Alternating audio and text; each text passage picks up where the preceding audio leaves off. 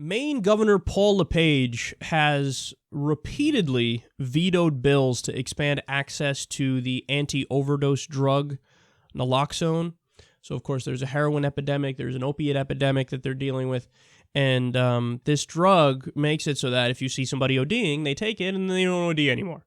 It's a very painful thing to reverse the OD, and they crash hard, and it's like immediate withdrawal symptoms, but it saves their life.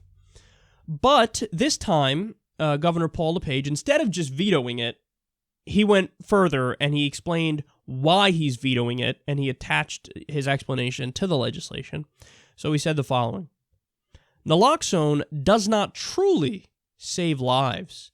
It merely extends them until the next overdose. Wow. He said, creating a situation where an addict has a heroin needle in one hand and a shot of naloxone in the other produces a sense of normalcy and security around heroin use that serves only to perpetuate the cycle of addiction. Wow, wow, wow. So he's literally saying, I will not expand access to this life-saving drug because, drug addicts, who needs them? They're probably just going to overdose again. Fuck them. Let them die. This guy, now understand, Paul LePage may be the worst governor in the country. This is the guy who literally argued in favor of bringing back child labor. He wanted to eliminate child labor laws.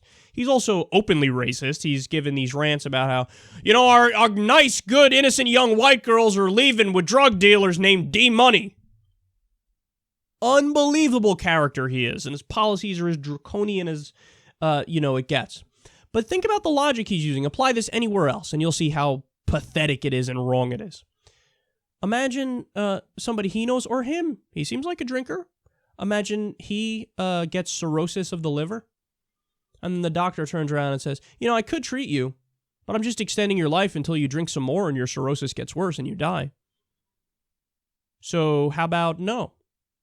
How about I'm gonna punish you here, and you're gonna feel the pain of the cirrhosis because you drank too much and you should have known this was gonna happen.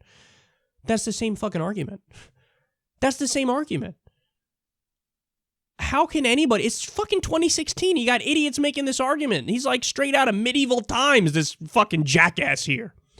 So all the Republicans in Maine, you should know who the fuck you voted for. This is who you voted for. A really loathsome, grotesque, dirty human being who, as he does the most immoral things imaginable, sentencing people to die, he thinks he's being super moral. He thinks he's the opposite. He thinks he's as moral as they fucking come. No, idiot. Oftentimes, if you give people life-saving drugs, many of them recover because just the experience of having to take the naloxone and reversing the overdose is painful enough where they say, I don't want to go through that again.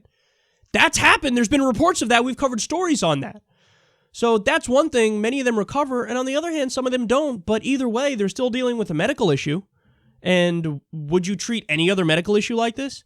If somebody, had depression, would you say, it's your fucking life choices. That's the problem.